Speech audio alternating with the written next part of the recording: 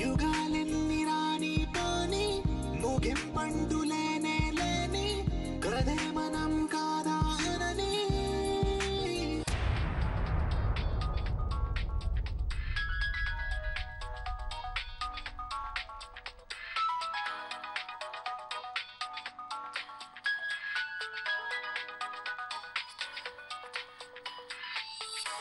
పెద్దబాబు గారు, అమ్మాయి గారు అనుకుంటా, మాట్లాడండి. Good morning Chandu. చంద్రముఖి అని పిలుస్తుంటే చాలా గర్వంగా అనిపించేది. నువ్వు చందు అని ప్రేమగా పిలిస్తే ఇంకా బాగుందేవా? ఓకే, ఇప్పుడు కాల్ చేసావు? కాసేపట్లో తెల్లారుతుంది. పార్వతి పెళ్లి చేయాలి, సాయంత్రం నీ పార్టీ చేయాలి. 2 వేడుకలు ఒకే రోజుంటే ఎంత హడావుడుంటుందో కదా. నువ్వు త్వరగా ఫ్రెష్ అప్ అయితే అరేంజ్మెంట్స్ గురించి డిస్కస్ చేయొచ్చు. Yeah, I'll be ready within 10 minutes. Bye. Peddababu గారు,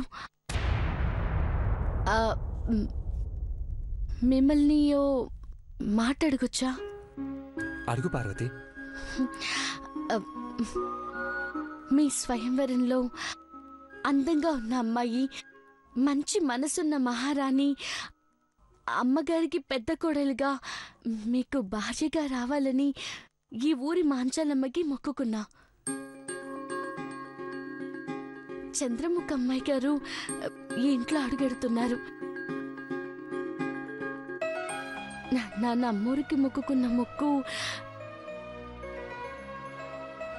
మీతో కలిసి తీరుద్దామనుకున్నా.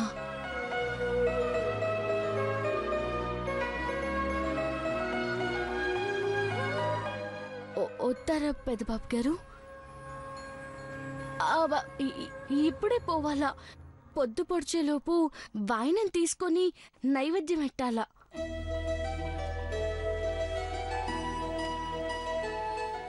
సరే.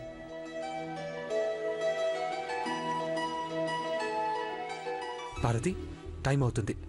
7 అన్ని పనులు అయిపోవాలి. అందరు రెడీ అవ్వాలి. ఓకే? అట్టకి పెద్దబాబు గారు.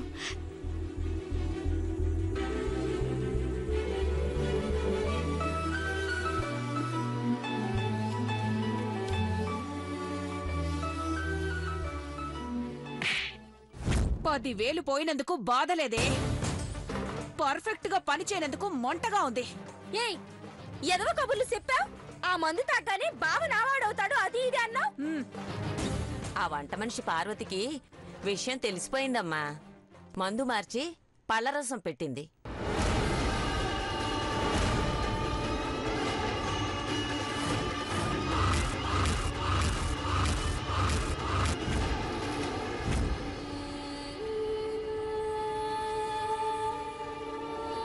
అందుకే పెద్ద బావ నన్ను ఇష్టపడలేసినత్త.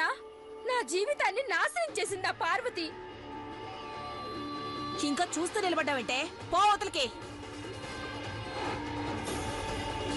పార్వతి, నా మేనకోడలు పెళ్లి కూతురు కాకుండా చేసిన నువ్వు ఇప్పుడు పెళ్లి కూతురై పెళ్లి చేసుకొని హాయిగా కాపురం చేయాలని కలలు కొంటున్నావా? మనం మోసపోయాం సిన్నత్త. ఆ బక్కదాని ఎత్తులకు సిద్ధైపోయాం.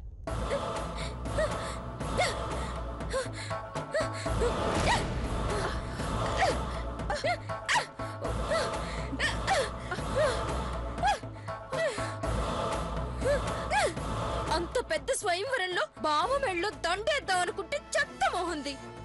పెద్ద బావని నాకు దూరం చేసింది. నా జీవితం నాశనం చేసింది. దాన్ని వదలను. దాన్ని సంపేతాను. బూడిసేదెత్తాను సిన్నత్త. నీ జీవితాన్నే నాశనం చేసిన పార్వతిని మనమెలా వదిలిపెడతావే? సిగ్గుపడుతూ తల వంచుకునే దాని మొహం మీద గుద్దితే రక్తం వచ్చి తల దించుకోవాలి.